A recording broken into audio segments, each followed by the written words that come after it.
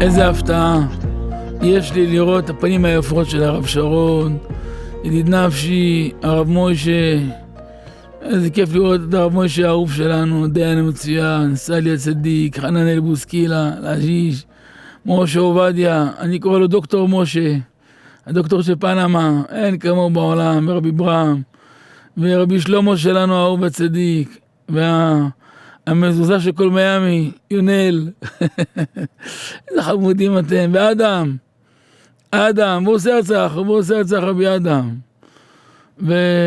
ומיכאל, ודוד, והחברים העיקריים והאהובים שלנו.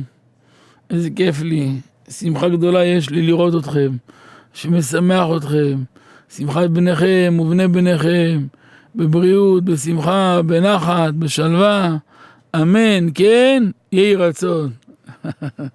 תתרגם הברכה רבי. תודה רב לרגל של הבן, המון מזל טוב. תודה רבה לאלעזר הבן שלנו, יתארס ברוך השם, להודות להשם.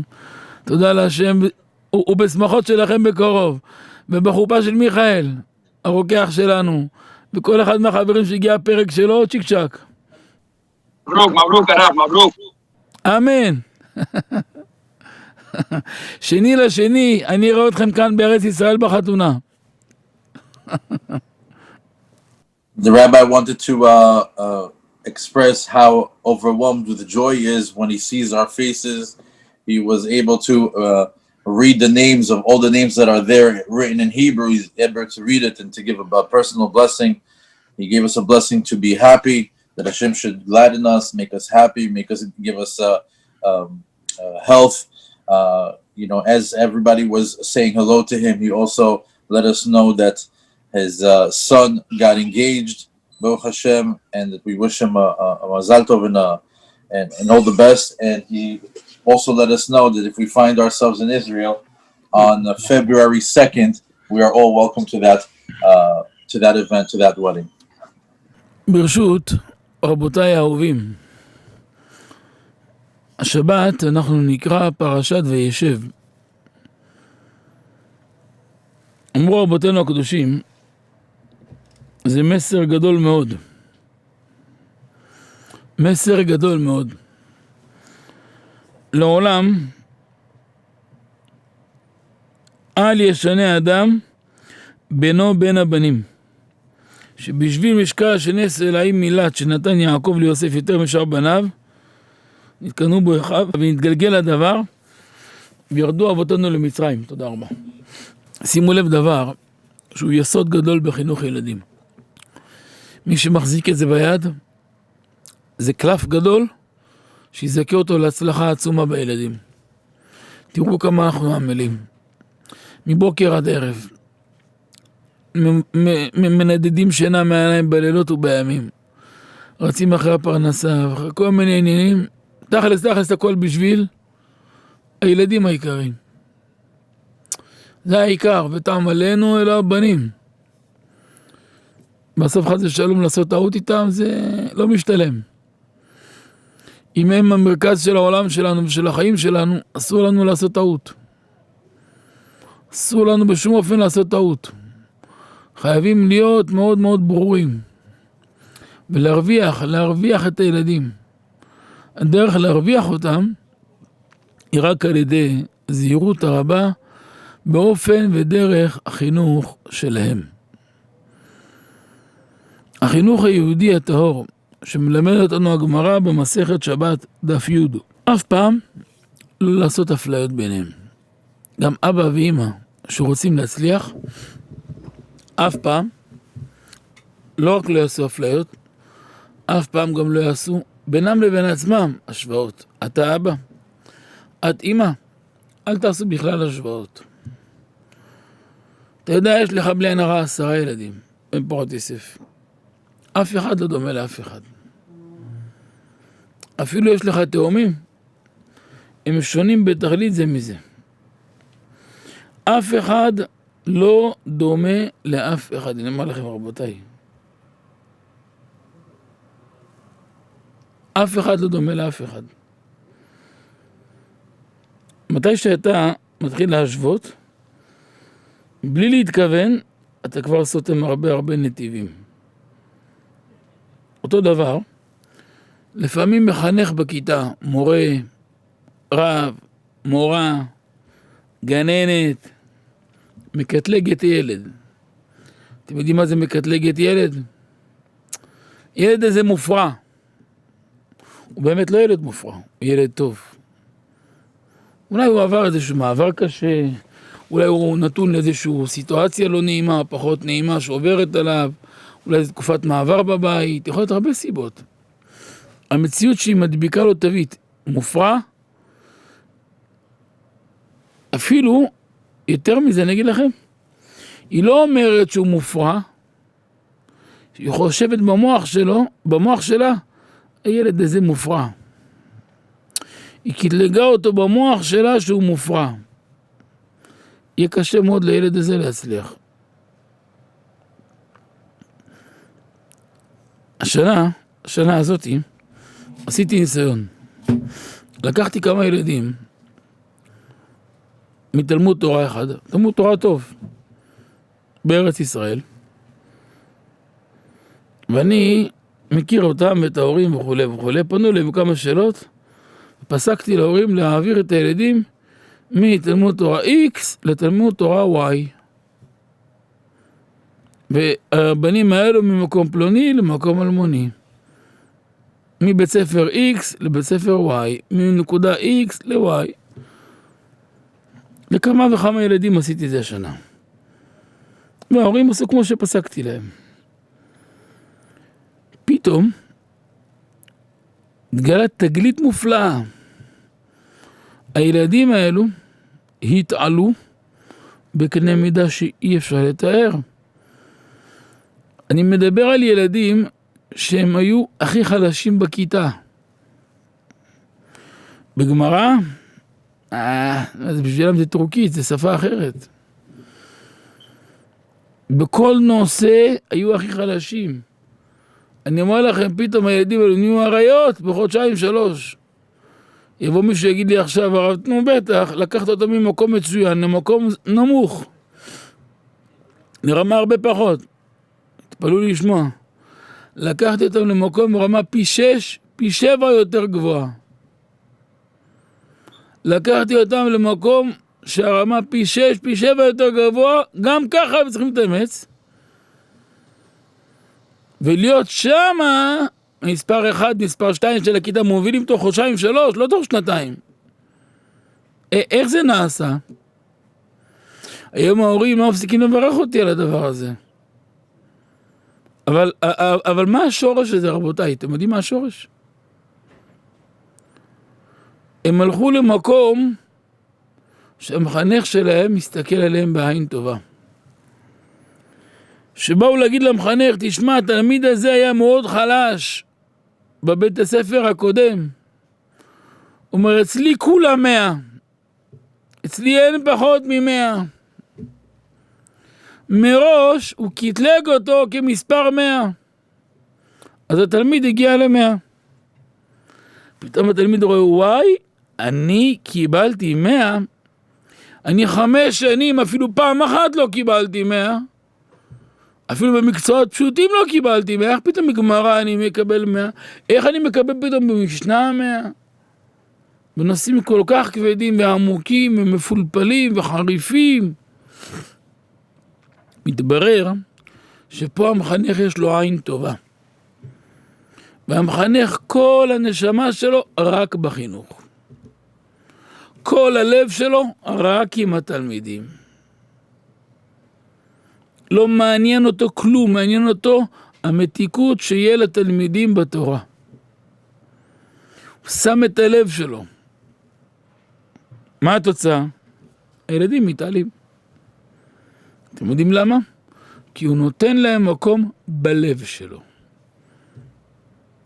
ברגע שאתה כמחנך נותן לתלמידים מקום בלב, כלומר, אתה גומר אומר, אתה אומר, התלמידים האלו חייבים להצליח. תגיד להם, אצלי אין דבר כזה פחות מ100. אין חלש, גם החלש חזק. החלש יאמר גיבור אני. פתאום התלמיד נעשה חזק. אותו דבר אבא ואמא. קרה שהבן שלך או הבת עשתה איזה שטות. יכול להיות, זה בסדר, זה לא בסדר. בגלל זה אבל לשגע אותה, להרוג אותה, חס ושלום. בשביל זה לקטלג אותה במקום לא טוב, זה מאוד מסוכן.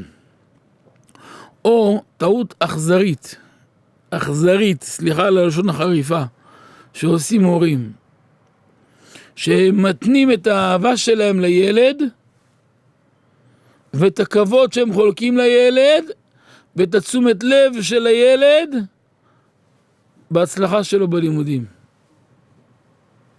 זו טעות חמורה מאוד. אני אוהב אותך כמו שתי העיניים שלי, בין תקבל 100, בין תקבל 0. זה לא משנה כלום. מאוד ישמח אותי שתקבל 100, כי זה מראה שאתה לוקח את הדברים ברצינות. אבל, חס ושלום, שהאהבה של אבא ואמא לילד יהיה תלוי בלימודים. אלו טעויות שעשו בדורות אחרים, וגרמו לילדים שלהם לפרוק עול ולצאת פושעים חס ושלום. ילדים כאלה שגדלים ככה, הם גדלים עם חסכים קשים מאוד. אחר כך מאוד קשה במהלך החיים לרפא להם את החסכים האלו. אם אנחנו רוצים להצליח בפרויקט הענק, העצום והנשגב של חינוך הילדים, אנחנו חייבים לתת להם כבוד. בואו אני אספר לכם משהו. אבא הקדוש, האהוב, היקר והנערץ, רבי יורם מיכאל, אברג'ל, זכותו יגן עלינו. היה לו שיטה מאוד מיוחדת בחינוך. תשמעו, לא יכול להקיף את השיטה שלו עכשיו, זה צריך הרבה שנים ללמוד את השיטה שלו, אבל לתת איזה גרגירון. הוא היה עומד על כך, דוגמה בשבת, שיושבים כולם ליד השולחן, הבנים, הבנות, שיחיו, החתנים, הכלות, הנכדים, הנכדות. אפילו נכדים קטנים, אני זוכר, הילדים שלי היו ילדים קטנים. בני 3, בני 4. הוא היה עומד על כך שהם יזיגו להם דג גדול, שלם כמו של המבוגרים. נגיד, תעשה דג דניס כזה גדול יפה למבוגר, זה טוב. 300-400 גרם, מנה יפה מכובדת, זה טוב, זה יפה. אבל ילד בן 3 תשים דבר כזה, זה יותר גדול ממנו. הוא היה עומד לו, תשים לו חתיכה, דג שלם. יום אחד אמרתי לאבא, אבל בל תשחית, הוא לא אוכל כלום, הלוואי יאכל מזה 2 ביסים. אמר לי, תשמע בני, אני בכלל לא עושה בשביל שהוא יאכל. מה? אז למה אתה שם לו? אני שם לו בשביל שהוא יראה שהוא מכובד. הוא צריך לדעת שהוא מכובד. ילד שמקבל כבוד בבית, הוא לא צריך כבוד בחוץ.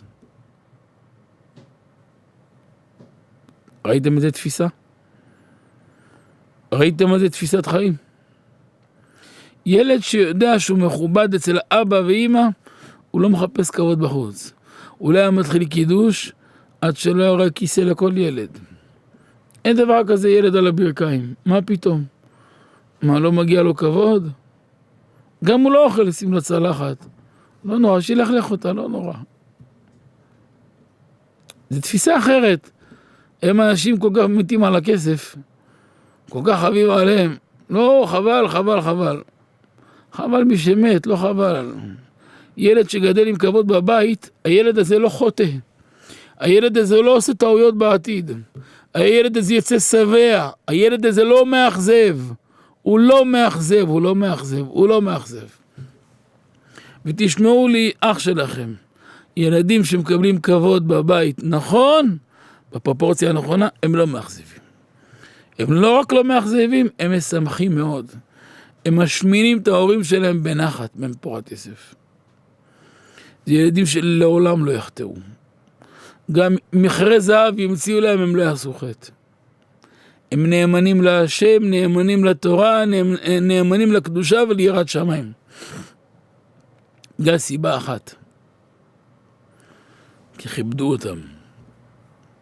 מה קורה כאשר האדם לא זוכה לנהוג ככה? פה מתחיל שמות. הילד מתחיל ללכת בהרגשה של קיפוח. אני מקופח. אבא שלי לא אוהב אותי. אמא שלי לא סובלת אותי. אתה יכול להגיד שאבא לא אוהב את הבן שלו? אתה יכול להגיד שאבא לא אוהב את הבן שלו? בעוונותיי ראיתי אמהות שזרקו את הילדים שלהם. האמת היא, לא צריך להעיד פסוק. ידי נשים רחמניות בישלו ילדיהן. אבל אבא, אין דבר כזה. רחמי אב על בנים. לא אומרים רחמיהם, כי רחמיהם הם נתונים באינטרס. במחילה על המשפט הכואב הזה.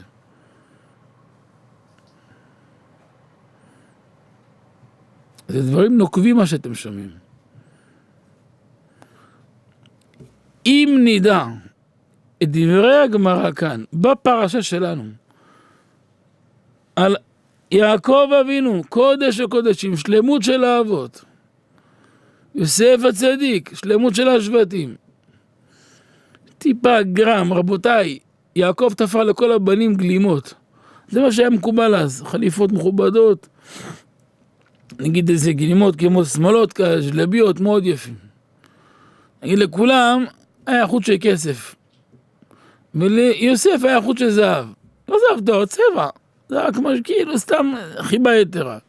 בכל, למה? אתה יכול גם להגיד תירוץ. הוא יתום, מסכן, אמא שלו נפטרה, הוא גם ככה, זה הרבה סיבות.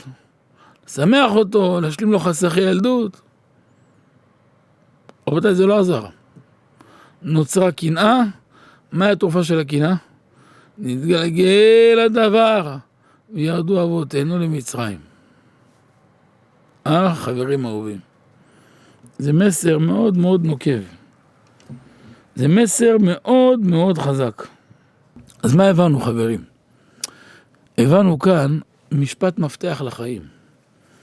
כדי להצליח בחינוך זה לא רק לדאוג שיהיה בבית אוכל תמיד, בפרנסה, זה חשוב.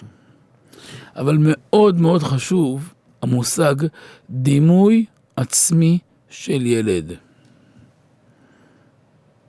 מי שהבין את זה, קיבל עכשיו $100 מיליון מזומן.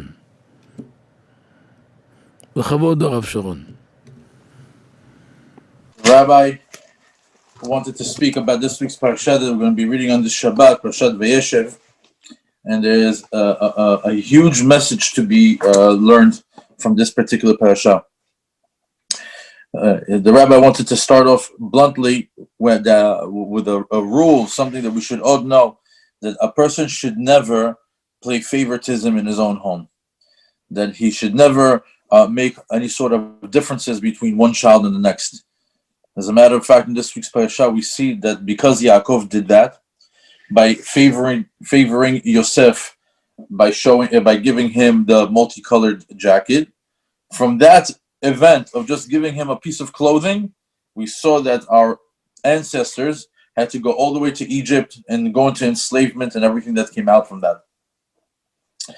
The rabbi wanted to elaborate on this. It's a very big foundation to raising children, something that is it's the base that everybody needs to have in order to know how to educate their children. As a matter of fact, the rabbi wanted to stress out how this is something that you must pay attention to, and it's something that is extremely important in child raising. As a matter of fact, all we do is work all day long. We lose sleep, we work hard, we try to make parnasa, all these different things that we do, it's mostly, for the most part, is for the children, because they are the main thing in the house. If you go to any Jewish home, the most important thing in a Jewish home is the children. As it says, Amalenu, our toiling, Zabanim, that's our children. All our work we do for our kids, they are the center of our life. And we are not allowed to make any mistakes with them. We have to be extra careful in the way we raise them, in the way we educate them, the way we rear them. And we make sure that they get the proper Jewish education, a proper, pure Jewish education. And that we should never create any sort of differences between one or the other, because regardless of how many kids you have, you should never make comparisons. You know, if a person has, God bless him, 10 children, you'll notice that there's not one is similar to the other. Each one is different. Each one is completely different. There's no such thing that two children are the same. Each one is an individual. Each one has their own character, and it's absolutely forbidden to make any comparisons by one or the other. Now, when a person tries to make comparison, and puts them in this, pitting them against one another in comparison of their characteristics, whether it be a teacher, whether it be an educator, whether it's a rabbi, whether it's somebody that's just even in the kindergarten, and even more so, even a parent, and they find themselves that sometimes in those environments of a teacher, of a rabbi, in kindergarten, or sometimes even in their own home, that those people, the teachers or even the parents, put labels on their child. For example, in the school environment, sometimes you'll see that a certain teacher or an educator would say that this child is rowdy, or he is, he creates a lot of problems. They put that label on him, and in reality, he's really not problematic. Maybe he's just right now going a certain stage in life. Maybe he's going through something specific in the house. Maybe he's going through something that is just for the moment. Now, just because he's going through something, we see that the educators or the people that are dealing with him on the day-to-day basis put a label on him that he is rowdy, or someone that needs to be dealt with differently. And because of that, because this child has been labeled, it's very difficult for him to succeed in that environment, because a decision has been made about his character. The rabbi shared with us that this year he made an experiment. He took a bunch of children that he knows the children very well, and he also knows the parents very well. And as the parents were coming and approaching the rabbi for certain issues that they were having with their children, the rabbi asked them if they would participate in a trial that he wanted to do. And he asked them if they're willing to take the child out from this school and put him in a different school. Meaning he wanted to switch out from point X to point Y. Anything that was problematic, he extracted it and replaced it in a different area. And all of a sudden, the result of that is that these children started to get elevated on a very high level. They started to excel. They started to move up higher and higher in their learning. Not before, they were the weakest in the class. They were the ones that were failing. They were the ones that were problematic in every subject, whether it was learning Gemara or any other subject that they were learning at the time. They were getting the lowest scores. All of a sudden, after this exchange of taking them out from one place to the other, they became like lions. They started to excel on a level that is unfathomable. So one would say, sure, you took him probably from a very high level yeshiva, and now you put him somewhere lower. So of course he's going to excel. The rabbi said that's not the case. As a matter of fact, they took these problematic children, quote unquote problematic, these children that have been labeled, and he put them into an environment that is 7 times more challenging, that is way more advanced, way more on a higher level, and they in turn turn to be the number 1 or the number 2 in that environment, in that class. So how could that be? How could it be that a child that was failing or being challenged in a certain environment or in a certain setting, all of a sudden goes to an even more difficult setting and he's able to succeed? What is the root of this success? So the rabbi said, in the new environment, the educator was looking at them with a good eye. The educator saw every single one of his students as they are all 100% good. None of them are bad. None of them are problematic. Nobody. He gave them a new label, a label of 100, a label of perfect. He says the educator in the new environment never thinks negatively of the students. He immediately gives everyone 100. And how's that possible? How is it possible that this could be the mindset? It's because the educator has a good eye. His entire heart, his entire soul, his entire essence is just about education and educating the children. Everything that he wants to instill in them is the sweetness of the Torah and the young children that are bestowed in his hands. And what is the result of that? When you're taking these quote-unquote problematic children or children that have been labeled in different environments and brought into an environment where the educator is nurturing, where the educator is looking at them with a good eye, you see that the children are starting to get elevated. They're starting to excel. They're starting to succeed because the educator, he created a space for them in his heart. And by doing that, by creating a space for them in their heart, in return, the students must succeed. In his mind, there's no such thing as a weak student or somebody who's performing poorly. He says even the weak one is going to succeed. That's the mindset. So on the same token, we can learn this out in the household between a mother and a father, between parents. For example, sometimes a child does something that is not okay, something that was silly. And all of a sudden, because that child did something wrong, we label them in the house as a problematic child, or that the child is no good. And what goes in reality, that is a negative thing, because what a child needs is love. What a child needs is honor. What a child needs is attention, and that in return is what's going to give him the success in his learning and the success in the household. One of the things that the rabbi wanted to stress out, that sometimes the parents put all their love in the success of the child's success in their learning. Meaning, if they go to school and bring good grades, they will receive love. So the rabbi said this is a terrible thing to do. A terrible thing to do, to pin all the parents' love just on their academic success. One should love his child 100%, also in his learning, but also when outside of learning.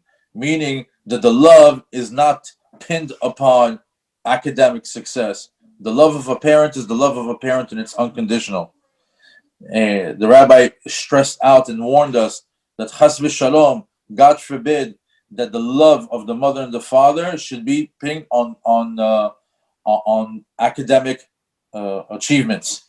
It's a mistake, and anyone who takes this route and interacts with his children this way is a big mistake. They end up turning out to be on the wrong side of the tracks. The rabbi said even that they could chas v'shalom turn to be criminals, and at a certain age they take off upon them the yoke of their parents or the yoke of heaven, and it's very, very hard to repair that. It's very hard to undo this type of interaction where parents and children's love is pinned on academic studies. If you want to succeed, if you want your relationship with your children to succeed, is you have to give them honor. You have to give them respect. The rabbi wanted to bring an incredible lesson from his father, Yoram Abergel, that he wants to give us an approach for educating our children. The rabbi said he can't bring us to teach all of the rabbi's ways of education. It would take many, many lessons and a very long time, but he'll give us a little crumb, a small little pebble of information of how his father used to treat the education of children.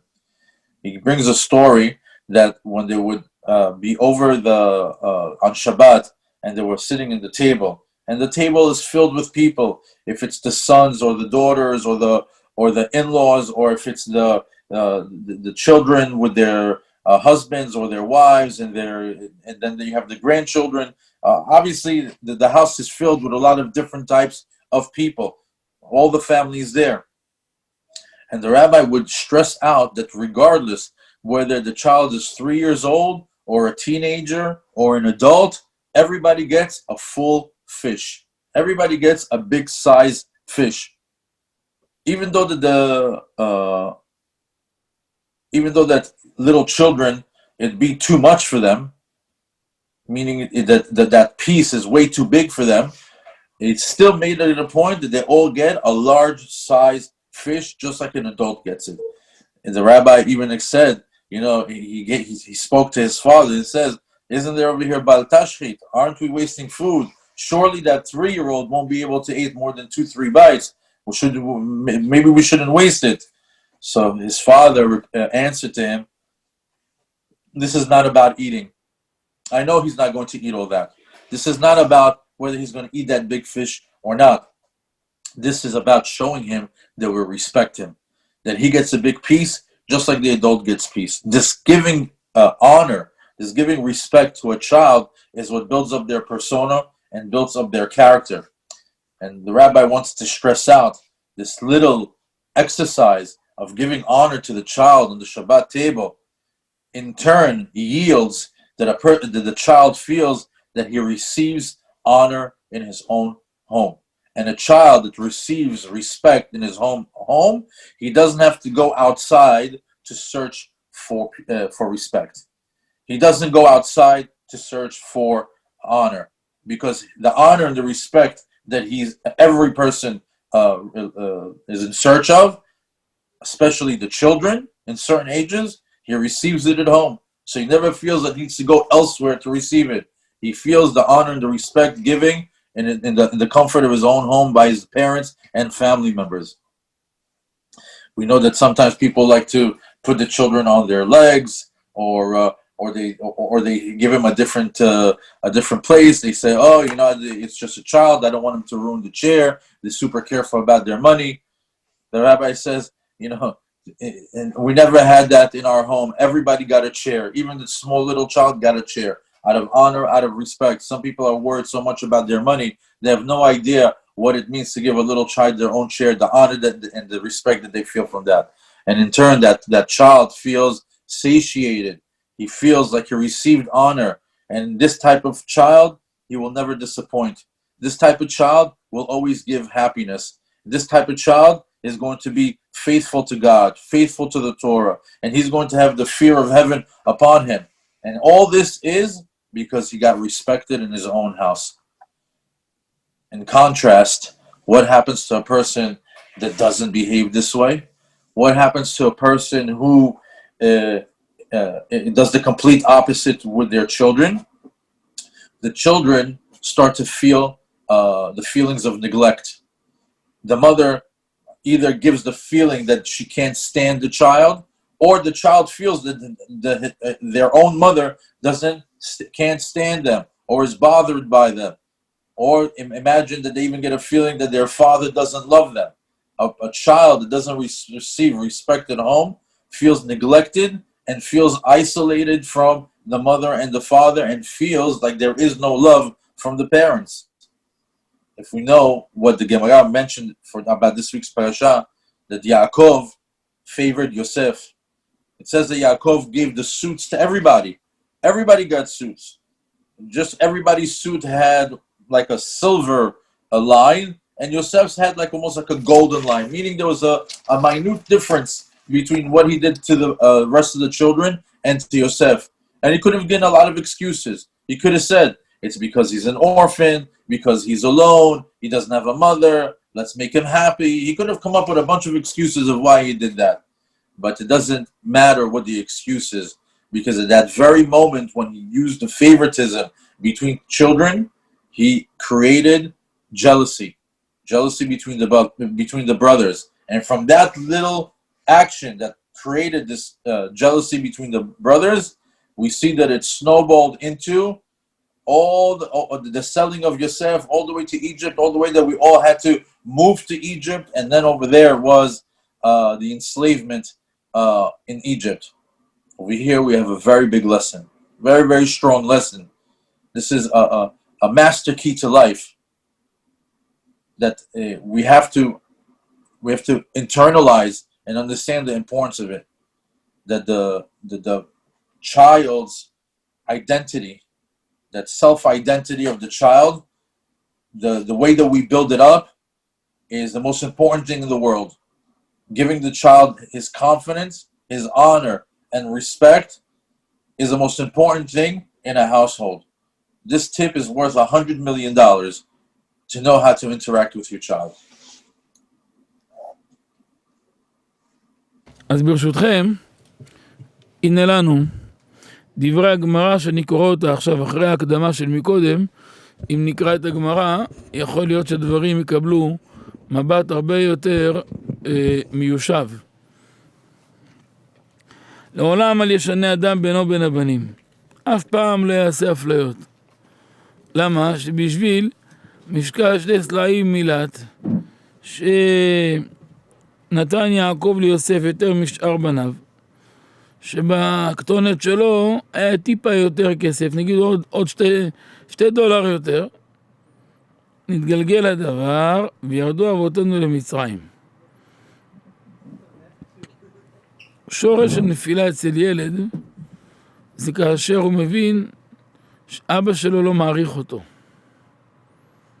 אם ילד מדמיין שאבא שלו לא מעריך אותו, זה מאוד קשה. אם ילד מדמיין שהוא לא הכי חשוב לאבא שלו או לאמא שלו, זה מאוד קשה. זה יביא אותו למקומות מאוד מאוד מסוכנים. אבל ברגע שילד יודע שהוא הדבר הכי מוערך, הוא הדבר הכי מכובד, והוא הדבר הכי חשוב, הוא תמיד יהיה במקום אחר. אתם מבינים, רבותיי, שיש כאן משפט חריף מאוד. אבותינו ירדו למצרים, היו 210 שנים בשעבוד קשה, עניין רדו שם, שלא רק שמתוכם היה 86 שנים של עבודת פרך, קשה ביותר, עם כמה משברים, כמה משפחות, כמה אנשים התרסקו בדת, כמה משברים עברו, אחר כך 40 שנה במדבר, כמה ניסיונות, עד הכניסה לארץ, עד כל מיני אלפים רבים של מאורעות שעברו, משברים קשים. הכל רבותיי היקרים, שימו לב, התקפל במשפט אחד. משפט אחד התקפל הכל. אפליה של $2. זה מאוד חריף לומר את זה. תארו לעצמכם שבשביל איזה משקל של איזה הבדל של משהו, של כמה דולרים, מפטרים אדם מהעבודה שלו. איזה נקיפות מצפון היה לך? ואם 1,000 בני אדם יפוטרו, ואם 100,000 בני אדם יפוטרו, זה חסר פרופורציה לכאורה. אבל כאן הגמרא מלמדת לנו סוד גדול לחיים.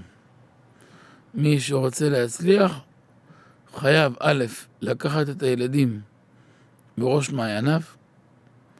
זה לפני הכל, זה מעל הכל, זה יותר חשוב מהכל. ב', גם כאשר הילדים יקרים בראש מעיינינו, לשים לב, אף פעם לא להשוות ביניהם. הכוונה זה יותר מזה וזה פחות מזה, ולא להפלות ביניהם. אין דבר כזה, הוא עדיף עליו. אין תחומים במעיים. אני מוכן למסור נפשי עבור כל אחד מהילדים. כל אחד מהבנים ומהבנות, זה אותו דבר. זה אותו דם. כשמסתכלים ככה, מדברים אחרת. מגיבים אחרת. הגישה לחיים מקבלת מבט לגמרי שונה. לגמרי שונה. כלומר, כל השיעבוד מצרים של כל עם ישראל, כל האיסורי גוף, כל האיסורי נפש שעברו, כל הקשיים, הכל, איפה התחיל? $2 שהיה עדיפות בכותונת של יוסף על הכותונת של שאר השבטים. מחר אתה קונה חליפה לבן, אין דבר כזה לקנות לבד. אתה קונה לו תקנה לכולם. אתה לא מסוגל, אז אל תקנה לאף אחד. מגיע חג, צריך לשמח אותם, תשמח את כולם. כל פעולה שתעשה, תעשה לכולם. כדי שיהיה נחת ועילוי לשכינה הקדושה. מי שעושה ככה, אשריו. זה אבא טוב. הוא לא מקטלג את הילדים. יש הורים שעשו טעות. פעם קרה שהבן שלהם נגע במשהו לא שלו. זה לא בסדר, זה חמור מאוד. אבל אמרו לו גנב. אתם יודעים מה זה? זה הרס אכזר. אם מורה או אבא אומר לבן שלו מילה כזאת, זה מאוד חריף. אתם יודעים למה? פשוט מאוד. קטלגת אותו במקום גנב. קבלת אותו, קבעת העובדה, הילד הזה חס ושלום גנב. הכתרת אותו בתואר גנב. אני מכיר ילד כזה, שלפני למעלה מ-20 שנה, בצחוק או חצי ברצינות אמרו לו ככה, הוא גדל גנב. היה בן 14, היה פורץ בתים באליפות. טפס דרך חלונות, נכנס, מתאבד. היה חלק כמו נחש הקדמוני. ישב מעל 6 שנים בבית סוהר. יצא אחרי שבוע, נכנס עוד פעם. הגנבות. השורש של כל הנזקים האלו, זה התואר שנתנו לו גנב. אז עכשיו ישאלו אותי, רגע, אחד זה שואלים שאף פעם לא יהיה טעות, ואם יש טעות אז מה נעשה? תוקיע את המעשה ולא את הילד. תגיד, היה כאן מעשה של גניבה שלא מתאים. לא אמרת שהילד גנב, היה כאן מעשה של גניבה. אתה מוקיע את המעשה. המעשה הוא מעשה מכוער. היה כאן מעשה לא צנוע. זה חמור מאוד. תוקיע את המעשה הלא צנוע. היה כאן משהו לא אמת. תוקיע את השקר. את המעשה של השקר, של הלא אמת. אל תוקיע את הילד. אל תדביק תווית קין לילד טהור וקדוש. כי אחר כך 30-40 שנה הוא לא יצליח להשתחרר ממנה. שבוע שעבר בא אליי אדם מבוגר, עליי בן 30 וכמה, בכה כמו תינוק. כאב הלב לשמוע את הבכי שלו. כאב הלב, אני אומר לכם, כאב הלב. כאב הלב. הרב, תעזור לי, אני זועק, תעזור לי, שאני אפסיק לגנוב, שאני אפסיק. את האמת אני אגיד לכם, הוא לא גנב. זה תוויות שהדביקו עליו והפכו אותו להיות כזה. אם אתה תדביק אל הבן שלך תווית של צדיק, של עובד השם אמיתי, של ירא שמיים, אולי יום אחד זה יפעל. אבל להדביק תווית שלילית זה מסוכן. לכן חייב למצוא זמן נכות עם כל ילד. אפילו 3 דקות בשבוע, 5 דקות בשבוע. ילד ידע, זה הדקות שלי לבד עם אבא. אבא אוהב אותי יותר מכל העולם. כל מה שאני רוצה בעולם אני יכול לדבר עם אבא שלי. אבא שלי בחיים לא תעצבן עליי. אבא שלי מעריך אותי, אבא שלי בוקר אותי. אבא שלי מכבד אותי. גם אבא טרוד בעסקים, נכון, אבא טרוד, אבל משעה XY אבא לא עושה כלום. יהיה לו 100 דברים, הוא רק איתי. אבא קבע איתי כל יום משעה 6 עד 6:15 הוא איתי. בדקות שאתה איתו, תראה לו שאתה רק איתו. בדיוק הטלפון יצלצל, אתה רואה שאני איתך, אני בכלל לא עונה לטלפון, זה לא מעניין אותי. כי אתה יותר חשוב מהטלפון. הפעולות הפשוטות האלו חוסכות הרבה צרות.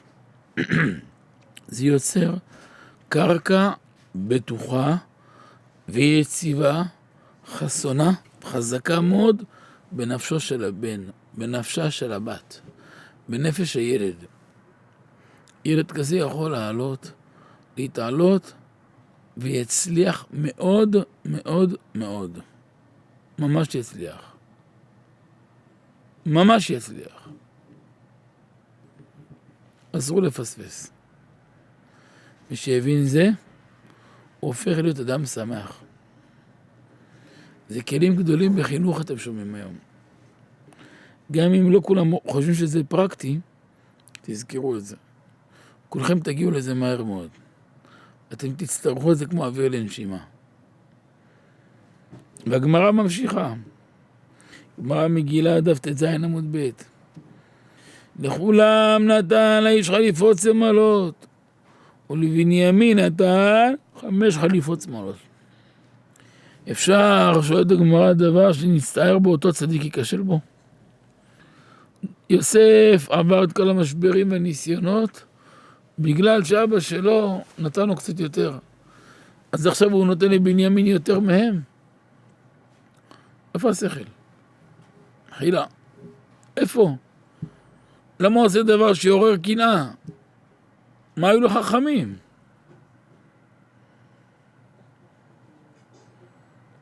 ואמר רבא בר מחסיה, בשביל משקע 2 סלעים מילת, נתגלגל הדבר וירדוף אותם מצרים, אמר בנימין בר יפת, רמז, רמז לו שהעתיד בן לצאת ממנו, שיצא מלפני המלך, 5 לבושי מלכות. שנאמר מרדכי יצא מלפני המלך בבוש מלכות, תכלת ואחור ועטרת זהב גדולה ותחרבוץ וארגמן. שואלים המפרשים, עדיין הקושיה במקומה עומדת, סוף סוף מטיל קנאה. אבל מה צחקנו מקודם? שאסור להטיל קנאה בין האחים. למה אתה מטיל קנאה? כולם קיבלו חליפה אחת, למה בנימין 5 חליפות? מה, לא מספיק לך איסורים שעברת עוד פעם לעשות דברים שיעשו איסורים?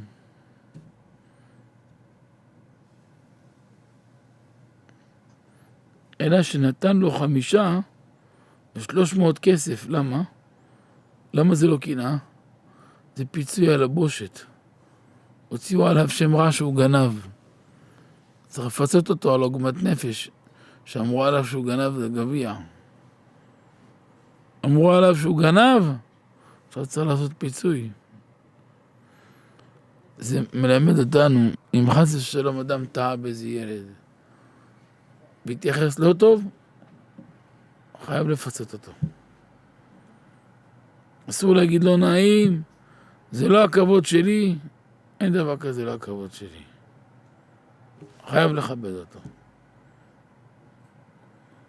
עדיף להתבייש בעולם הזה קצת, ולא להתבייש בעולם הבא. מי שמבין את השיעור של היום, הוא לא יעשה טעויות אף פעם בחינוך ילדים. זה מפתח של הרבה צעדים בחיים. גם פסק את כל זה הרמב"ם להלכה ולמעשה. ציוו חכמים שלא ישנה אדם בין הבנים בחייו, ואפילו בדבר מועט, שלא יבוא לידי תחרות וקנאה, כמו אחי יוסף עם יוסף.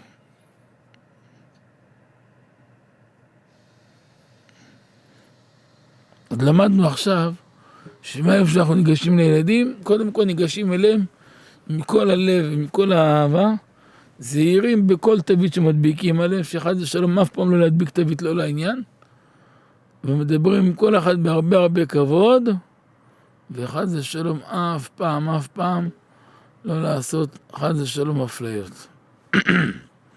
כולם אותו דבר. מה נתת לגדול, תן לקטן. לפעמים אנחנו חושבים, אם הסברנו משהו מסוים, אז מובן מאליו גם לילדים, שזה ככה. וזה לא נכון. הסברנו לגדול, לראשון, לשני, לשלישי, הרביעי, החמישי, השביעי, השמיני, מאיפה הם יודעים? ולכן חשוב מאוד שאנחנו נשקיע בזה. ומי שמשקיע בהם, נאכל ברכה ושמחה. אין דבר גדול בעולם יותר מאשר נחת מהילדים. אין יותר מזה, רבותיי. גם בעולם הזה, גם בעולם הבא. ולכן אשרי אדם שמאוד מאוד זהיר לכבד את הילדים.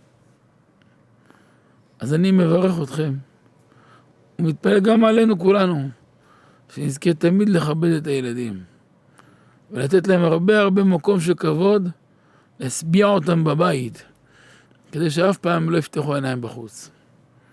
שתמיד יהיה להם טוב, שיהיה להם מוח צלול, שהם יהיו מרוכזים בעבודת השם. הם יודעים מצוין מה אבא ואמא רוצים, והם יעשו הרבה יותר טוב מה שאבא ואמא רוצים. כי ילד יודע שיש לו תמיד את המקום הכי טוב בלב של אבא שלו. שאבא שלו מעריך אותו ומכבד אותו, והוא הכי מכובד. ילד שיודע שהוא הכי מכובד, אף פעם הוא לא טועה. הוא גדל עם ביטחון עצמי גדול. שיש לילד ביטחון עצמי, הוא הופך להיות אלומת אור. הוא לא טועה. אפס טעויות. אפס טעויות. אני רוצה לשמוע שמישהו מכם, או מישהו מהבאים אחריכם יגיד לי, זה לא אקטואלי. זה יותר מעביר לי נשימה בשבילכם. זה חליפה תפורה לחתן. זה מדויק. זה מפתח מאסטר לחיים. אני ראיתי אנשים מתמודדים בכל סוגי הקשיים, בפרנסה, בזוגיות, בבריאות, באלפי דברים. דבר אחד מקפל את האנשים וכמעט לוקח להם את הבחירה. בעיה הכי קטנה עם הילדים. זה מפרק. איך חוסכים את כל הבעיות? זה השיעור של היום. זה מפתח שחוסך את כל הבעיות. לכן אשרי חלקו של אדם שזהיר בדברי הגמרא שלמדנו היום. וכך אני מברך אתכם. גם נוסיף לכם ברכה, זכות היום הזה של חג הגאולה, של האדמו"ר הזקן, רבי שנור זלמן מילדי זכותו הקדם, גם אבא, הרב יורם, גם הוא ניגל, גם עליו הייתה הלשנה, וגם עליו היה עלילה, וגם הוא יצא ביום הזה לגמרי. ואני מברך אתכם שתמיד יהיה לכם בשפע לתת להם, שתמיד יזכו להיות מהנותנים, וישפיע עליכם שפע טובה וברכה, מציאותכן ואחות של חסד. עוד ינובון בשיבה דשנים ורעננים יהיו, אמן כן יהי רצון. ואתם כבר זוכרים, כמו תמיד, שיש מי שאוהב אתכם אהבת נפש. אני לא רואה את החיוך של כולכם, איך יכול להיות? איך יכול להיות אני לא רואה חיוך שלכם? איך יכול להיות? אין כמוכם. הרב שרון, תגיד להם קיבלו $100 מיליון, תגיד להם. The rabbi wants me to tell you the $100 million tip. Where we left off, we're going to continue. The rabbi wanted to reiterate the words of the Gemara. That a person should never make any sort of differentiations between his children, because the Gemara continues to recount that the difference in the difference in value between what Yaakov Avinu gave to the rest of his children and Yosef was a value of 2 slaim. The rabbi said it's like saying the difference of $2. Yaakov gave to Yosef a jacket that was $2 worth more than the ones that were given to his brothers. And from this little difference, small monetary difference, small insignificant difference, we see that things started to snowball, that they started to escalate, that the Jewish people ended up having to go all the way to Egypt. And on this particular thing, this exact same thing is what can happen to our children in a person's home. When the father doesn't value or respect the child, that the child thinks that his own parents are not don't evaluate him, and this can bring the child to some very dangerous places. a child can fall. Because when they feel that they're not appreciated, or that they don't have value in the house, or that his parents don't think positively of him, he can bring him to dangerous places in the mind and in the world. But if the child knows that he's important, that he's loved, that he's valued, then the outcome will be completely different. The rabbi continues this to quote the Gemara that our ancestors went down to Egypt and they were there for 210 years. As it says, Redu, that says that the numerical value of the word Redu is 210, which 86 of those years there was extreme hard labor. And not to mention all the different challenges that they had over there as a whole, and all the different breaking points that they had over there, whether it was physical or spiritual or mental. And all this was because of what? A $2 difference on a jacket. Imagine that a person can fire somebody in a place of work because he is looking to save maybe $1 or $2 on his pay. Or maybe if he has 100,000 employees and he wants to save $1 or $2 on their pay, it makes a big difference. It makes a big outcome when something, an action like that is taken. So the rabbi wants to reiterate what a big difference it is when we, in our personal lives, something so small, so minute, so insignificant, could have such huge implications. The rabbi wanted to once again quote the Gemara and wanted to let us know that if a person wants to be matzliach, if he wants to be successful, if a person wants to be successful in his family life, children before all. Children is the most important thing. Put your heart, meaning you have to make sure not to make any comparisons, not to take the children and compare between them. Also, not to highlight their differences. In other words, the three most important tips that he wanted to give us, that the children are the most important, not to make any comparisons, and not to make any differences. And a person and a child, and we know that a person is willing to do self-sacrifice to every single one of his children. It's not like he favors one over the other. Each one is unique and special in their own way, and the parent, the father, is willing to do anything and everything for whichever child of his. There is no favorites. This type of approach to life, this type of approach to thinking about our children, yields different results. All the hard labor, all the slavery that we got put into in Egypt, all the hardships that came upon the physical hardships, the mental hardships, the spiritual hardships, all this started from a $2 difference, from giving a favoritism to one of the children, to Yosef, that he had a little bit of a different type of accent on his jacket as opposed to the rest of the 11 tribes. From this we learn that when you buy something for your children, you buy everyone the exact same thing. If you can't get everybody the exact same thing, don't get nothing at all. It says, by doing that, by making sure that you're not slighting anyone, that none of the children will feel slighted in any way or feel that they got differentiated from any of their siblings, it gives a tremendous amount of nachat to HaKadosh Baruch Hu and to the Shekhinah. Also, a parent doesn't put labels on his children. A parent should never put any sort of label on the child because of what they did. The rabbi gave an example of somebody that the child made a mistake. He took something that didn't belong to him, and the father was quick to say, "You're a thief." He put the label of a thief on his own son. He labeled him, and this word is very, very impactful. It's very powerful. When a person calls his own child a thief, it's very dangerous. He even recalls a story of a child that 20 years ago they called him a thief, and wouldn't you know it, just because they put that label on him, he grew into that role. He grew up as a thief. 14 years. At the age of 14, he was already breaking into homes. He was already acting like a snake. Not only that, he got caught. He went to jail, and after serving time, he got out. On the same day that he got out, once again he got caught stealing and got put back into jail. Look how dangerous it is to just put a label on the child that he's a thief when he was young. Later on, he couldn't outlive it or outgrow it, that his whole life had this hard implications from it.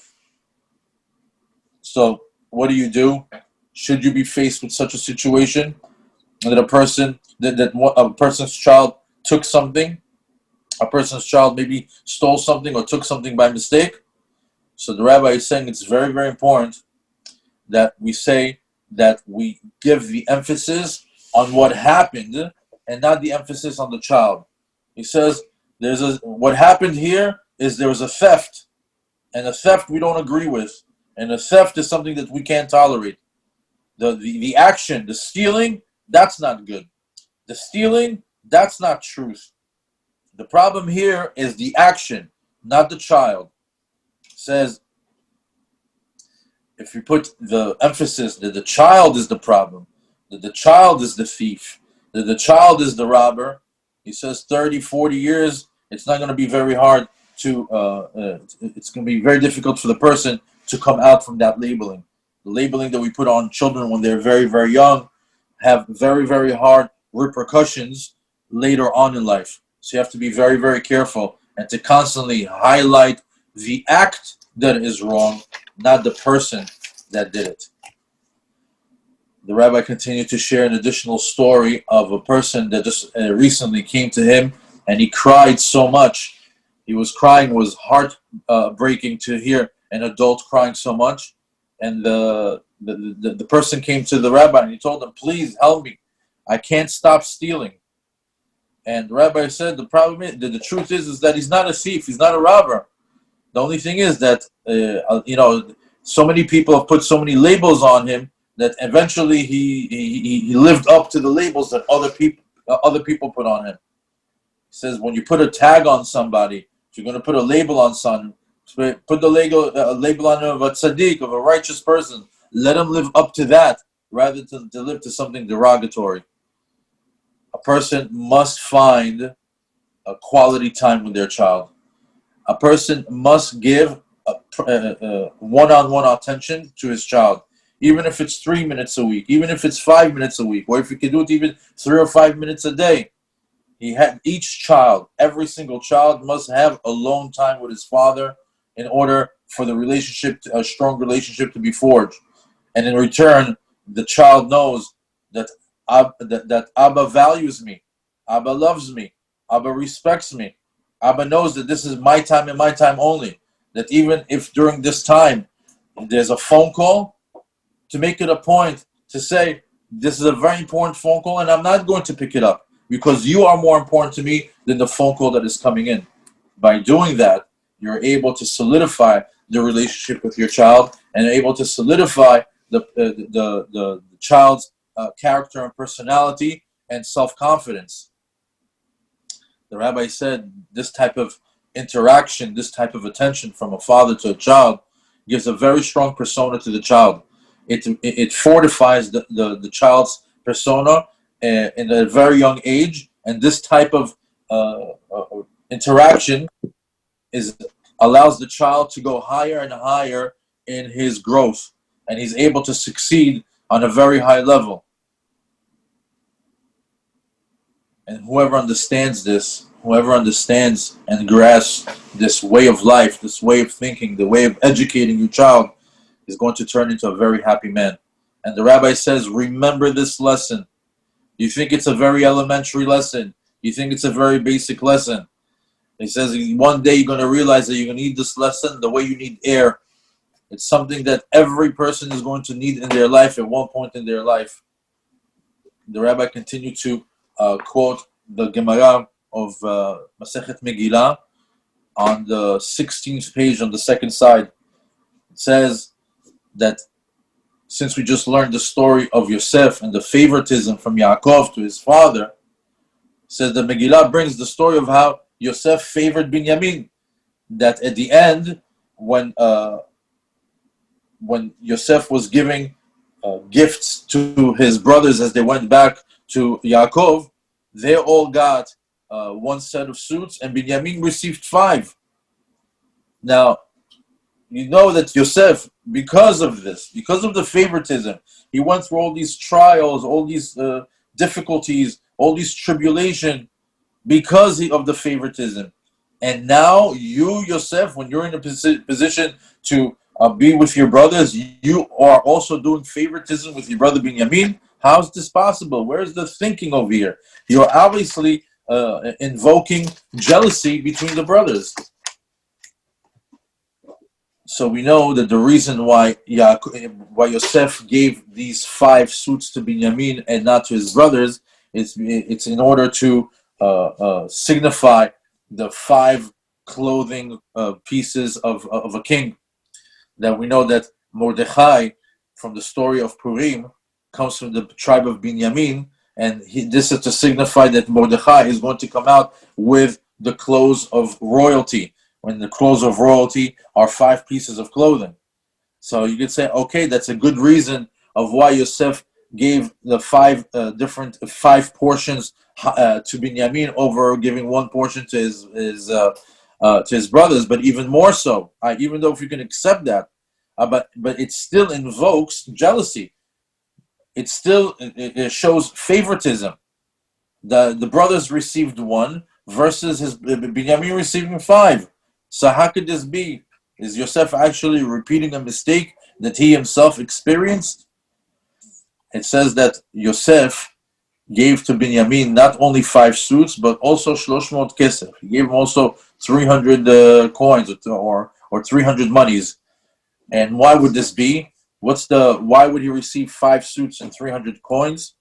And so the rabbi has explained to us that the reason why is because it was reparations for the embarrassment. What was the embarrassment? So we know that Binyamin was blamed that for taking the goblet that was found in his satchel. In other words, his brothers suspected him of being a thief. That he took the goblet, where in reality he didn't do it, and they in return they tried to give him a bad name of a thief. Now, when you do something in error, when you do something wrong, there's something that needs to be done in order to repair that, in order to amend that, and that what is it's called pitsui ala boshet, reparations for embarrassment. So, what was the reparations for the embarrassment for blaming him to be a thief when he wasn't? It's the 5 suits and the 300 coins. So, in reality, there wasn't any favoritism over here. Rather, it was just justice being served according to the false accusations that the brothers did over Binyamin. Similarly, in our lives, if you see that you made a wrong decision with your children and something was not correct in the things that were said or in the things that were decided, you have to take the time out and to repair and to give the child something in order to amend the false accusations. And the rabbi says, even though that it might be embarrassing, even though that you have to eat your own words or maybe backpedal from things that you said, it's better that you be embarrassed in this world a little bit rather than to be embarrassed in Olam Haba a lot. This is a master key to a lot of steps in life. What we're learning here today is something that you'll see that many, many times in life you'll be able to use it. The rabbi wanted to summarize. We learned about the children, that when we deal with our children, we have to deal with them with all our heart, similar to the story of the teacher who created the space in his heart and he cared for their outcome. We have to remember that with our children, we don't put labels on them. That the action is bad, not that the child is bad, and that we try not to put a label on them that, God forbid, it doesn't stick with them for the rest of their lives. We also learned that with children, we don't make any differences and we don't make any comparisons. And we also, and the rabbi said it's also very, very important that we invest time with the children from all the ages. Regardless of what the age is, make sure that you have one-on-one time with the children. Because you'll find out that there's nothing more dear, nothing more precious, nothing more valued in the world like the nachat that you get from your children. The happiness or the pleasure that you get from having a proper relationship with your children. Blessed be the man who's able to honor his children, to honor his own children, to make them satiated in the home, that they feel that they get everything that they want in their own home and they don't have to go outside in order to look for other things to fulfill them. Blessed be the man that is able to treat their children in such a way he will only feel the goodness in his world, in his life. And in return, his children will also have a very crisp and a crisp and sharp mind for learning. And the children are going to be able to concentrate in Avodat Hashem. And you'll see that in return, when a child feels this way, they want to satisfy the parents. They want to please the parents in their behavior and in their actions, because they are being honored, they are being respected, they are being loved, they are being nurtured, and in return, they have no problem doing their parents' will. A child who's respected doesn't make mistakes. A child that has self-confidence, or he has a good attitude about him, he grows up to great statures in life. And not only that, he becomes a pillar of light. He doesn't make any mistakes. His self-confidence soars.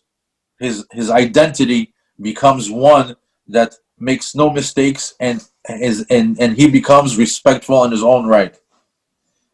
The rabbi wanted to ask us a hypothetical question. Who's going to tell me that today's lesson is not an actual lesson, a realistic lesson, a lesson that we all are living and breathing right now? Who doesn't need this lesson in their life on how to have successful children? There's one thing that crushes an individual.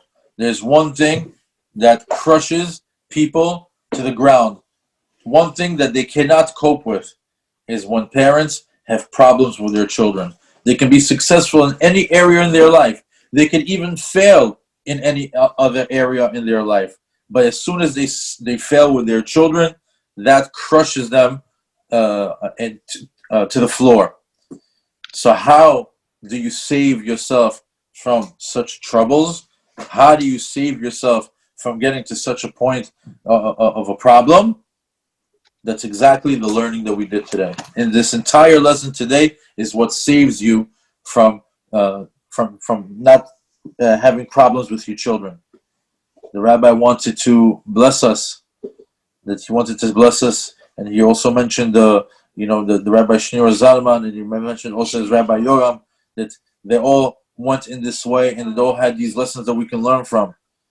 That we have to understand that we have to give them an abundance of all that we're able to give to the children. We should give them, and that we should also give them. That we should all merit to have an abundance of goodness and blessings, and there should be a string of kindness that is always wrapped around us or connected to us from the heavens, and that we should always be, even in our old age, we should be healthy and happy. And the rabbi also wants us to know to never forget that he loves us, and that we have a very close soul connection, and that you should always know that there's somebody in Israel that loves you and cares for you and prays for you. אז שבוע טוב, יהיה לכם שבוע שמח. היום עיכבתי אתכם הרבה, אבל העיכוב שהיה לכם איתי במקום בפקקים של אמריקה. וכנגד העיכוב שהתעכבתם איתי, ייפתח לכם כל השערים של חשבונות הבנק. ויהיה רצון שכל המינוסים שצברתם 20 שנה יהפכו לפלוס אחד גדול. וכדאי לכם להאמין. אם זה לא קורה, כי אתם לא מאמינים. אם זה קורה, כי האמנתם. מאמינים 100%. אני אבדוק. כל מילה, הרב. אני אבדוק עד שבוע הבא. השם ישמח אתכם, אהובים, מתוקים מדבש. יקרים מזהב ומפז רב. השם ישמח אתכם. זיווגים נעים לכם ולבניכם ובני בניכם, בריאות ושמחה ונחת, ותשרה ברכה בעמלכם, אמן כן יהי רצון. שבוע טוב. שבוע חן לאמור, שבוע טוב. שבוע טוב.